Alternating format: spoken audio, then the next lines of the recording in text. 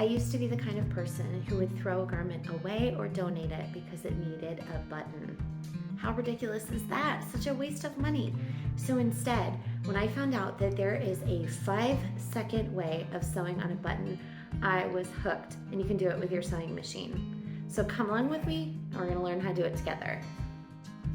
Hi, I'm Rebecca with RL Designs, and I'm here to help you get over your fear of the sewing machine. Make sure to like and subscribe so that you don't miss any of the tips and tricks, and come sew with me. My husband needs a button on his shirt. Did you know that on the inside of men's shirts at the very bottom, they usually give you extra buttons, a large one and a small one.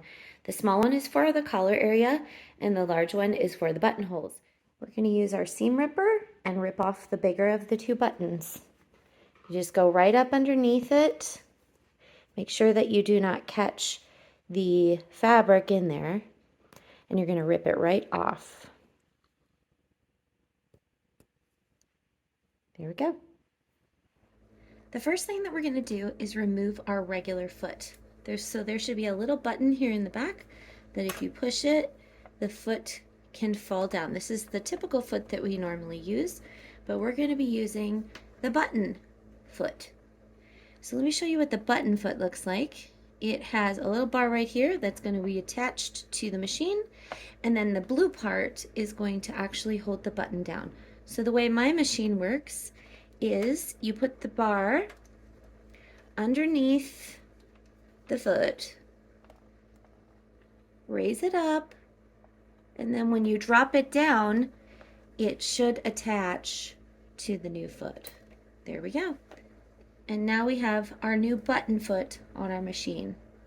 Second step is to take these feed dogs, which are these little pieces of metal that feed the material through the machine so you don't have to do any pulling.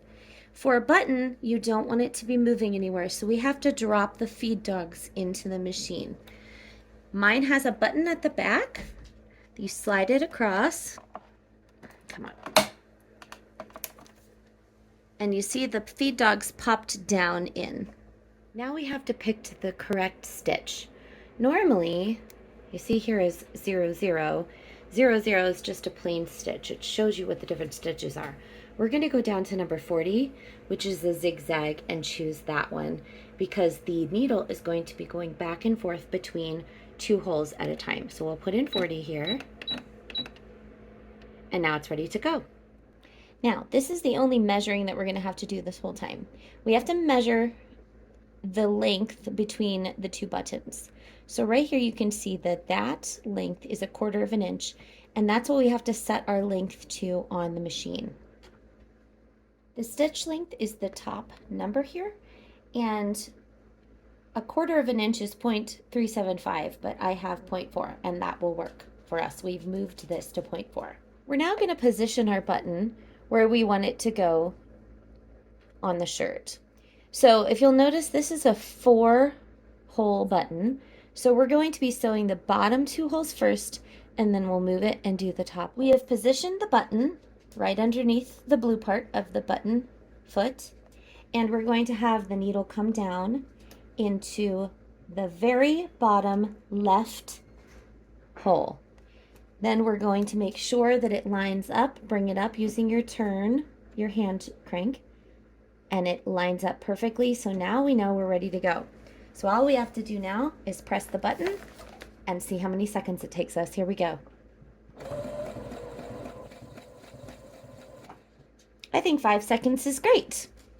Now we're going to move it up and do the top 2 holes. Now I've moved it up. Make sure that when you move it, the needle is up, not down, so you break a needle. You're going to move it up to do the top 2 holes. Let's count to 5 again. Here we go. 1, 2, 3, 4, 5. Needle up. And let's see how this turned out. We pulled it out. We're going to snip it off to the side. Of course, we'll trim those off. We can just do it with our little tiny scissors to trim our extra threads. And there we go. There is the button that took 5 seconds. And this is what the back of it looks like. perfectly secure and a whole lot easier than having to do it by hand. I hope you enjoyed this tutorial and will try to sew on a button yourself. Thanks for sewing with me.